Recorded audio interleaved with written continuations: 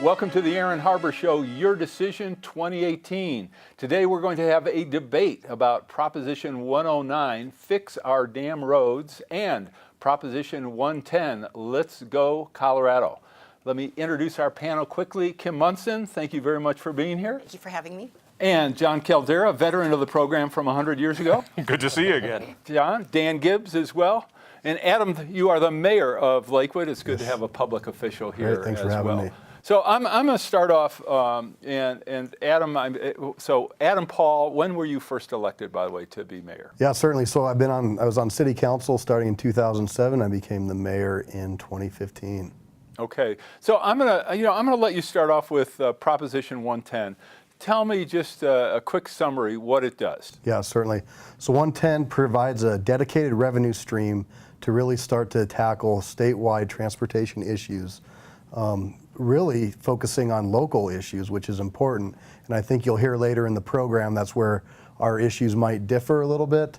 80% of all roads in Colorado are actually local roads. So the initiative provides funding, 45% dedicated funding money to CDOT, 15% to multimodal, and then a 40% split between cities and county 2020, and it's a 0.62% sales tax increase. It's actually a 0.62 cent, yes, I believe, increase on top of what the state right now is, what, 2.9 roughly? So we're adding almost 2/3 of a cent on top of a little less than 3 cents. And for 20 years. Pardon? For 20 years. For 20 years. And what will that generate, Dan? It'll generate $767 million, and that funding source That's will, annually. Annually, yeah. But there will be a sunset of 20 years, so sunset means it'll go away after 20 years. But really important provisions of this proposal is really you have 45% of those funds are generated that will go towards Colorado Department of Transportation, 20% to municipalities for your backyard, 20%, I'm a county commissioner in Summit County, so 20% goes towards counties, and then you have a 15% that goes towards multimodal. And I think that's extremely important. And then the kicker is that you have $6 billion that could be bonded to fund 107 really important high priority projects around the state of Colorado. And those are just state projects. At the municipal level, at the county level, we have our own projects that are in desperate need of repair. But I'm really bullish and supportive of this and really excited to be here. So you're saying the roughly 700 million a year in revenue will bond only $6 billion? It'll bond $6 billion, yeah. Okay, that seems low, by the way. And why is that number so low? Well, you have the component of 45% of that of the money generated go right to CDOT, and then another 40 go to local governments. Right. Okay, so the $6 billion, you're talking about the state bonding $6 billion. Exactly. Yeah, okay, Kim, talk about Proposition 109, Fix Our Damn Roads. What will it do? Well, the great thing about this, Aaron, is the fact that it will fix our roads and bridges without increasing taxes. While the proponents of Let's Go Tax Colorado says that it's only I don't think that's their official name. Well, that's what I'm calling it. But that's okay? cute. I'm pretty sure that is the official name. They say, oh, it's just 0.62 cents on the dollar. But it's actually a really regressive tax. That's a 21% state sales tax increase. And sales tax is regressive because it taxes, our basic items that people need, like diapers and toilet paper. You're going to go out for a craft brew with your friend. Quit talking about John and be more general. So it really will make everyday life more expensive for hardworking Coloradoans. So that's probably the first big difference between the two. Is one is this massive state sales tax increase, where Fix Our Damn Roads, sorry, Dad, he doesn't like me to cuss, but there we go. I'm with Dad. Yeah. But to fix our damn roads, make sure that we get our roads and bridges fixed without increasing taxes. And Colorado doesn't have a revenue, or it doesn't have a taxing problem or a revenue problem. We get plenty of revenue, but we just don't spend it in the right spots. All right, John, what's the advantage to 109? What do you like most about it, and where does that money come from? So you're talking about bonding. How much are you going to bond, and where do you get the money to pay for that? First of all, the best part of this is it laces profanity in with politics, because that never has happened before. So that's a good spot. 20% 20 years ago, Bill Owens, the governor, shepherded through something called T-Rex. And what he said was, let's bond, it was 1.6 back then, and get these, I believe it was 20-something projects done now. And at the time, they said, there's no money for it. There's no money. It can't be done. Well, those bonds happened. Those projects are done, and those bonds have been paid off. And that's why Governor Bill Owens endorses Fix Our Damn Roads, because it builds on what he started 20 years ago. What Fix Our Damn Roads says is the legislature, the Colorado State CDOT, will bond for $3.5 billion. And the state will pay for those bonds about $260 million a year to get these 66 top-tier projects chosen by CDOT up and running and get going. The point of this is to ask a question. Can the state reallocate less than 1% of its budget towards fixing our roads? I believe the answer is yes. You asked about where the money's coming from. Well, we don't even need to make any cuts to do so because we are swimming in money. Not only is there more money under the taxpayer bill of rights limit than ever before, there is more money outside of the limits than ever before. And the part that people really aren't talking about and won't talk about until next year are the Trump tax code changes and how that affects Colorado. It ends up being a huge income tax increase for Colorado citizens. That's going to bring in nearly $900 million more to the state. We're saying, can we use just a third of that for this core function of government that our state has not funded in over a decade? Do we have any limit? I know we're going to take a quick break, and I want you guys to respond to all that. Do we have any restrictions on that, essentially that windfall? Because of the Trump tax cuts, the way it was structured, Colorado is one of the minority of states where our taxes actually go up. Our state income taxes go up. And It all goes into the state's general fund and falls underneath the Tabor limit because they have pulled so much out from under the Tabor limit. There's plenty of room to grow. Point being, Coloradans will be surprised next April when they are paying a much larger sales tax increase. Now, they can pay another 21% for roads and mystery projects, or they pay nothing more in taxes and get these projects going. All right, you guys get a chance to respond to that in a moment. We're going to take a break. We'll be right back with our panel. For information on how to help promote civil and mutually respectful discourse and support expansion of the distribution of our programs, please email info@harbertv.com. I'm Aaron Harber, host of The Aaron Harber Show. You can follow the show on Twitter for instant notification of new episodes, live event invitations, outtakes, and behind-the-scene photos. And tweet us your topic and guest suggestions today. I'm Aaron Harber, host of The Aaron Harber Show. I very much would like to hear from you about the program, so please send me an email with your thoughts. You can suggest what topics I should cover, what guests I should invite to be on the show, or even what specific questions you would like me to ask. This is your program, so send your suggestions to aaron@harbertv.com. I promise to personally read every one, so email me today. And most of all, thanks for watching. Join me and watch The Aaron Harber Show. Watch The Aaron Harper Show. Watch The Aaron Harber Show. Watch the Aaron Harper Show. Watch The Aaron Harper Show. I'm Reverend Jesse Jackson. Watch The Aaron Harper Show and Keep Hope Alive. I'm Aaron Harber, host of The Aaron Harber Show. Find us on Facebook to get all the latest updates, see behind-the-scene photos, and make comments and ask me questions. You can see episodes before their TV broadcast, so like the show today. The Aaron Harber Show may be viewed 24/7 at no charge from any location in the world at harbertv.com.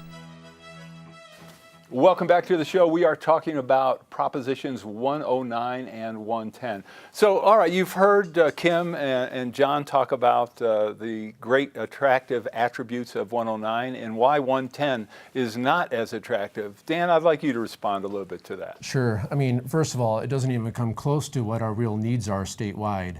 The Colorado Department of Transportation has said that they have $9 billion of needs, where their proposal really looks at $3.5 billion of bonding. I'd like for you to dig deeper in terms of how you're really going to pay for that. We have constitutional mandates under the Golden Dome that I used to vote there, where you have money that has to be directed towards education, money that's directed towards Medicare. And are you going to take away 30%? Probably you meant probably Medicaid. Oh, Medicaid. Mesa County, 30% of their population is on Medicaid. Rural Colorado, it's the have and have-nots in many ways. And I feel like our proposal really looks at a statewide solution. It's not just looking at high priority projects for CDOT, but recognizes the fact when kids in my neighborhood jump on the school bus, they're in Breckenridge, they're heading to the school in Frisco, they're going to be on a local road first, they're going to hit a county road, County Road 450, and then they're going to go on State Highway 9. And that's important for safety. When we look at 100,000 new people moving to the state of Colorado a year, we have to be serious about our transportation challenges, and their proposal just doesn't cut it. Okay, so hold on, John. So let's get some of the numbers, on the table. You mentioned, of course, with 109, we're talking about bonding at $3.5 billion for roads. For 110, you're looking at more like a number of what, 15 billion? Give me a rough estimate of how much you expect. I mean, you said 6 for the state, 6 billion, but obviously a lot of the money goes to other government entities. So if you did the equivalent, maybe it's 12 to 15 billion. The CDOT number was what needs to be done to maintain the 9 billion in essentially outstanding maintenance. But with the growth of the state, I would guess a more reasonable estimate of what our road needs are, probably more in the 15 to 20 billion dollar range. So let me ask you a quick question. What if these both pass? What happens then? We have more money for roads than we know what to do with, Kim, or what? Well, let's back up just a little bit, because we keep talking about roads, and I appreciate what you're saying about the kids being on this road, and this road. But when you really peel back, Let's Go Tax Colorado, what you find out is there's a lot of money there for multimodal. So when you look at the pie, they say 45% is going to go to CDOT. I've read both the measures. Actually, but 10% of that has to be pulled out for multimodal. So 15. Well, no, out of the 45%, 10% goes to multimodal. So that's out of there first. And multimodal being... It could be bike paths, it could be busing, it could be parks, it could be bike locks. Senior rides. We have no idea what it is. And one of my big problems is this pig in a poke of trust us with a 21% sales tax increase. We'll tell you what we bought later. Now they're going to say, no, we've got all these terrific lists. There's nothing in that law that says these lists can't change. We've seen that over and over. I was the chairman of RTD. I know how this shell game works, which is why Fix Our Damn Roads, Prop 109, specifies in the language every single project. Okay, so with Fix Our Damn Roads, correct me if I'm wrong, my assumption is all that goes to roads, to highways, et cetera. With 110, with Let's Go Colorado, we're talking about money going to roads, but going to other purposes as well. So I think you've heard the saying, if it's too good to be true, it is. And when you're talking about Fix Our Damn Roads, they really don't fix our damn roads at all, right? There's some discrepancy in will the state legislature even be able to fund the little bit of money that they say is going to go for those roads. Well, there is accountability in Let's Go Colorado. There's a whole oversight committee. And so I think we bring a lot to the table, and we say the state legislature has not been able over the past decade or two to really substantially fund transportation. And when you're dealing with local government, we have to have a balanced budget. Tourism is a huge part of the state of Colorado, 83 million visitors a year who will be paying that tax, right? So to talk about the regressive nature of it, we're actually allowing folks who are coming to enjoy our state to help pay for the roads that they're using. So what percentage of our sales tax revenue generation is due to out-of-state purchases or purchases by non-residents? So that's a great question and a number that I can't quantify at this point. That's a pretty damn important question, because it's one of your great selling points that out-of-staters are going to buy this. Well, 83 million people, John, hang on.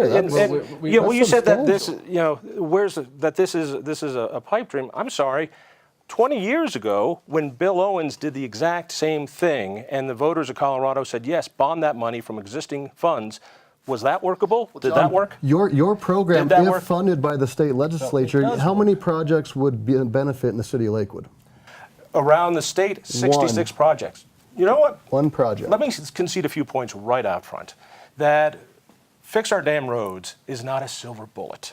It's not a Christmas tree wish list that has come out of the Denver Chamber of Commerce and all the people who get the contracts, where this city's going to get this and transit's going to get this and we're going to get bike paths here, we're going to get everything. No, this addresses the top needs that the state legislature has failed to fund. Let's remember, in the last 10 years ago, the state put in 10% of its money into roads. Now it's 6%. Anybody who's on our roads knows that it has been decimated because the legislature refused to fund it. We do have now 1 out of 4 people on Medicaid. We do give rich white guys $7,000 cash to buy Teslas. We gave Harvey Weinstein. I heard you bought 2. If I wish. Actually, it's 12,500. That's right. It's 7,000 from the federal government, and let's see, 7,500 Right. from the federal government and 5,000 from the state of Colorado. the state, Actually, the state has enough money. I think you can get money from Excel Energy too. Yes. Yes. But I the think you state, can the get state has 3,000. enough money to give Harvey Weinstein $3 million to make a film that doesn't even take place in Colorado.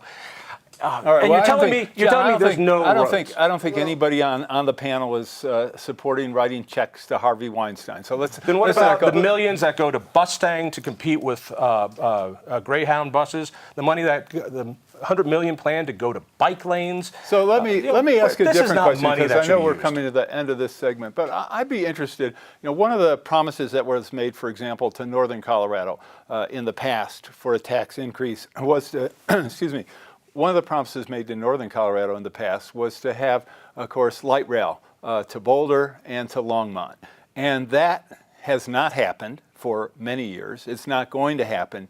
Yet the residents in Northern Colorado in that area have been paying taxes for that for years.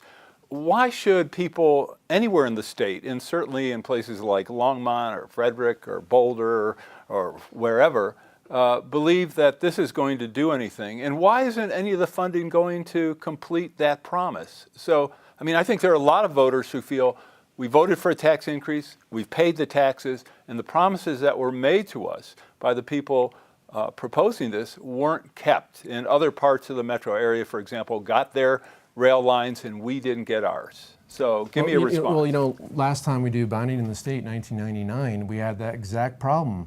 We still have projects that have not been funded. They're called seventh pot projects. And that's because there was no revenue associated with that bonding.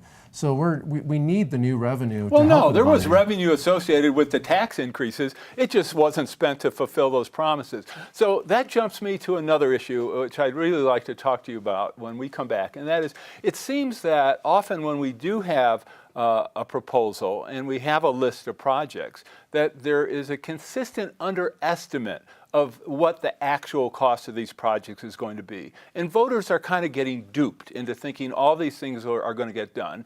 And then as the years go by, they're told, oh, well, construction costs have gone up, the cost of materials has gone up, and we just can't do everything. But we all know those costs were going to go up from day one. So there's just, it seems, often a lack of candor, honesty on the part of people making these proposals. And I'd like you to address that in terms of when we come back, how do the people supporting 110 address that issue? Because in Colorado, that's just happened too many times. So we're going to take a quick break. We'll be right back in just a moment to wrap up part 1 of our special 2-part series on Propositions 109 and 110. For information on how to help promote civil and mutually respectful discourse and support expansion of the distribution of our programs, please email info@harbertv.com. I'm Aaron Harber, host of The Aaron Harber Show. You can follow the show on Twitter for instant notification of new episodes, live event invitations, outtakes, and behind-the-scene photos. And tweet us your topic and guest suggestions today. The Rexall Broadcaster of the Year Award recognizes an individual who, through leadership, skill, and dedication, is advancing the broadcast industry in our state and our nation. Tonight, we honor Aaron Harber. Aaron has worked extensively in the media as a host, producer, political and economic commentator, and columnist. Today, the Aaron Harber Show is the focus of his media involvement. Aaron, it is a privilege to present you with the Rex Howe Broadcaster of the Year Award. Congratulations.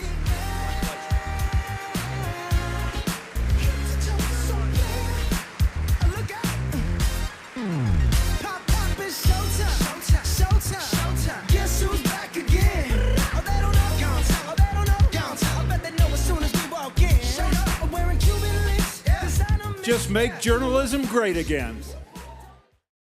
Join me and watch the Aaron Harber Show. Watch the Aaron Harper Show. Watch the Aaron Harber Show. Watch the Aaron Harper Show. Watch the Aaron Harber Show. I'm Reverend Jesse Jackson. Watch the Aaron Harper Show and Keep Hope Alive. I'm Aaron Harber, host of the Aaron Harber Show. Find us on Facebook to get all the latest updates, see behind-the-scene photos, and make comments and ask me questions. You can see episodes before their TV broadcast, so like the show today. The Aaron Harber Show may be viewed 24/7 at no charge from any location in the world at harbortv.com. Welcome back to the show. Remember, this is part one of our special two-part series on the two ballot issues you will see on November 6th about roads and whether or not we should improve roads by taking money out of the general fund from the General Assembly, or if we should improve them by increasing the sales tax for all purchases subject to the state sales tax. Okay, so guys, Adam and Dan, I apologize. I gave you a question and then went right to a break. So tell me about why voters should believe that the wish list is actually going to come true and that the cost estimates are, this time around, are realistic. Who wants to take that question? Want me to? Go ahead. You know, we're both in local government, so we you know, our road and bridge department for HUTF fund, we get about $1.2 billion a year. And we have projects. We're the only two people on this panel, to my knowledge, of actually like seeing projects and how you bid it and actually see projects through fruition. And well, John was chairman of RTD, so he's probably seen a little of that. Kim Munson has been city council. Right. We've all seen it. We've all seen the games too. Okay. Well, it's important to note that you know, the 107 projects that are listed on Let's Go Colorado have been thoroughly vetted. You know, it's a list that CDOT has as a high priority. There's independent nature of looking at how much do these projects cost. It's an estimate. It's never a true you know, dollar amount, because you know things can change depending on when the project starts and when it finishes. If you start projects right now, that's going to have X amount of money. And if it starts in 2 weeks, the bid could be a little bit different. So whether it's their proposal or our proposal, the numbers can change slightly, just the very nature of the business world of how bids are done. Okay, so just out of curiosity, I scanned the list. I did not look at it very thoroughly. I apologize. Is completion of the Northern Colorado route or the train to Boulder, are either of those on that list? So the train to Boulder is not on the list, but you know, I can speak from my involvement. Or to Longmont? No. Neither one. Okay. Yeah. Just curious. And I can speak to the fact, you know, the metro mayors, which includes Boulder and Longmont, these have been challenging conversations that we've had to have because they do feel that they've been left behind. And so there are a lot of other priority projects in the northern quarter that are going to help with connectivity. And I would say also there is some overlap with the priorities, with the CDOT priorities that both initiatives would fund. And where I think it goes beyond and what people really like to see is local government's the most accessible. You know, people can come to us, people can be a part of, hey, this is important to the city of Lakewood or the city of Lone Tree, these projects, and we'll now have that ability to address those for 20 years. All right, so certainly the concept of local control is embedded in what you're doing. No, it's not. Well, hold on, John. In the sense that local entities get the money, what kind of flexibility does a county, a group of county commissioners, or a city council in Lakewood have? So you have a significant percentage of the pie being allocated for local entities. What flexibility do you have in terms of deciding what gets done? And how does that contrast with the fact that you have a list that you said is going to get done? So it seems like there's a conflict there, because if you have a list, it seems like that's what you're going to do. And if you don't do it, then you're not keeping your promise. If you give the money to counties and cities, and argue local control, then it sounds like they're going to make those decisions on the ground. And I think you're right. I think most citizens feel they have a much greater chance of influencing their county commissioners or their other elected officials than they do CDOT, for example. I've worked at the federal, state, and local level, and I have to tell you, the action is at the local level. I'm accountable to everyone in Summit County, so when we talk about our priorities in terms of when Let's Go Colorado measure passes, I know we're going to see about $800,000 of money, and we are prioritizing right now. We have so I get my question. My question, Dan, is just so I understand, what flexibility do you have? So again, what I'd like you to do is resolve the conflict that I'm seeing between a list that uses all the money, or does it, versus local control where you get allocated money from this and you get to decide what the priority projects are. I mean, I see benefits to both, but obviously, is it one or the other, or are you, I mean, I think that's a great question. I think it's a hybrid, right? You have the true CDOT projects that you're going to see completed according to CDOT, and again, that's with both to some extent. But then the flexibility you start to build off of those local dollars, we all have plans, right? We're always planning. So those dollars. I may be, okay, you're probably assuming I know more than I do, Adam. Okay, so let me ask it this way. Is the list, the published list, is that what CDOT is doing? And the money that local entities get, is that separate and it's up to you all to decide what to do with it? Is that? Yes. Okay, Yes. So I just totally misunderstood what you were doing. Okay, absolutely. There you go. We just wasted 5 minutes on that. Well, and Aaron, excuse me, 88% of our state roads are at the local level, whether it's municipal or county. And so that's a huge difference with the two proposals where, we have thousands and thousands of lane miles, throughout the state of Colorado that are in desperate need, that are at the local level, that are not addressed with bonding for $3.5 billion that it is covered in our proposal. Okay, and by the way, I know, Adam, you mentioned that your reference to fix our damn roads was that it wasn't much to do anything. I think most taxpayers would say $3.5 billion is a lot of money. Is a lot of money. If the legislature will allocate those dollars, there's no dedicated revenue stream in that initiative that says the legislature has to do anything. You've covered so many things that's here. Why I've got to jump in. Okay, well, we have 60 seconds. Let me jump in for 60 seconds. Well, hold on. So, all right, you get the last 60 seconds Here we of go. the show, John. Dedicated revenue stream. 20 years ago, there wasn't a revenue stream, but yet we bonded for roads. This is no different. It's been done before. The flowery talk you're saying about local control, it's a nice way to say, we don't know what you're going to buy with this tax increase. Coloradans like to know what they're going to buy. The lists, you say, are lists on somebody else's list.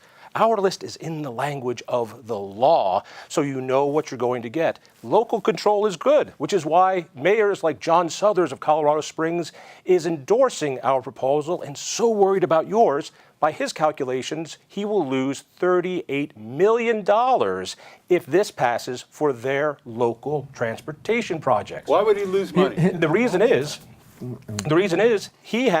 they've passed taxes there locally. Talk about local control, you pass a local tax.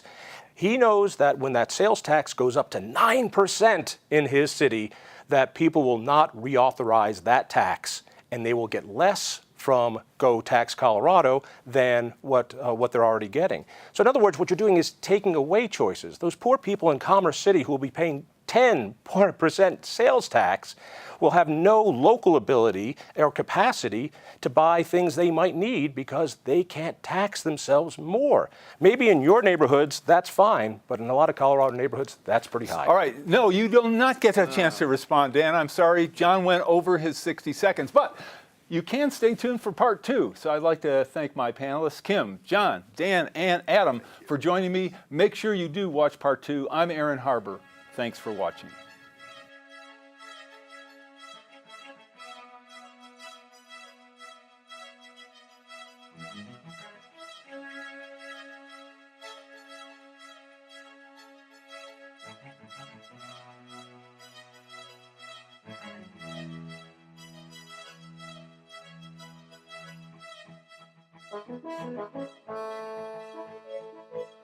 Please contact us. We want to hear from you. And thanks for watching.